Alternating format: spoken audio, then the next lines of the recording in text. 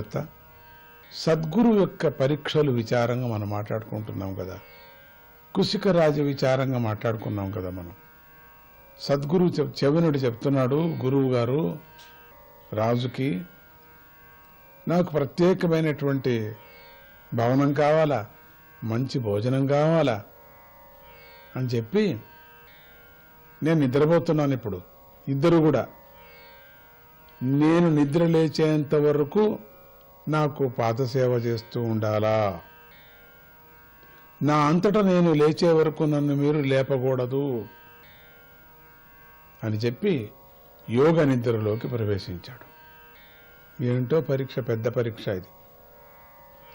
పాదసేవ చేస్తుండండి, మీరు లేయకూడదు, నన్ను లేపకూడదు, నేను లేచేంతవరకు చేస్తూనే ఉండాలి.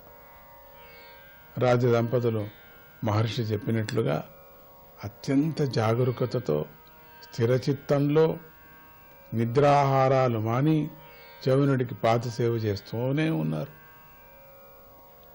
ఆ విధంగా 21 రోజులు గడిచాయి. ఇంకంతే, ఇంక కదలలేదు వాళ్ళు.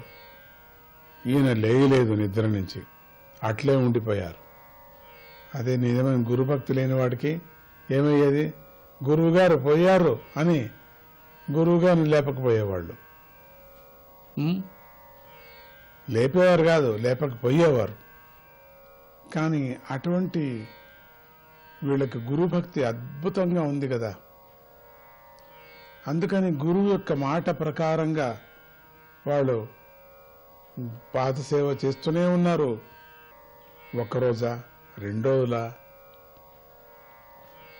ఇప్పటి కాలం వాళ్ళు సేవ చేస్తూనే 10 నిమిషాలకే గురువుగారి పాదం బాగా దిండులాగా ఉంది, దాని మీద పెట్టుకొని పడుకునే వాళ్ళు కూడా ఉన్నారు చాలామంది. బలి బాగుందని, హాయిగా ఉందని. 21 రోజులు గడిచాయండి. 21 నిమిషం చేయలేం మనం. గురువు గారి కన్నా మనకే ముందు నిద్ర వచ్చేస్తుంది. ఆయనే ఉలిక్కిపడి మనకు లేపుతాడేమో తెలీదు. 21 రోజులు గడిచాయి. 22వ రోజు ఉదయము మెల్లగా చవనుడు నిద్రలేచి కనీసం రాజదంపతులను పలకరించనైనా పలకరించుకోకుండా అంతఃపురం వదిలి బయటకు నడవసాగాడు. ఏమన్నుంది అది?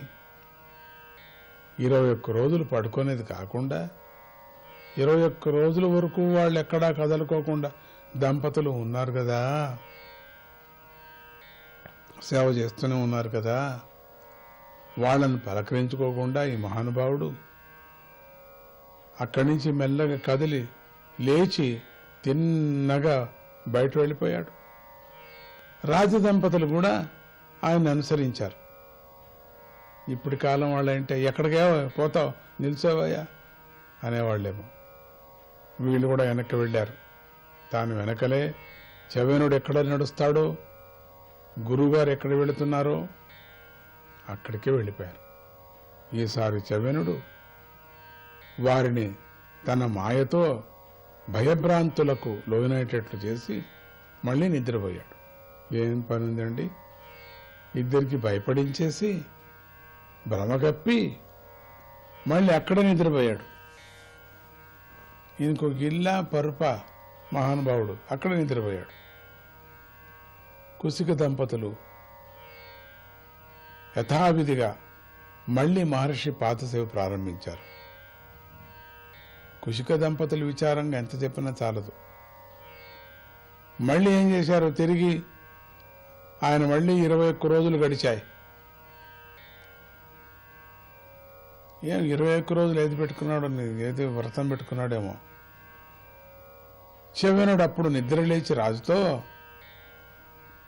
21 రోజులు అయిన తర్వాత 21 రోజులు అయిన తర్వాత అప్పటికేమైంది, 42 రోజులు ఇక్కడికి.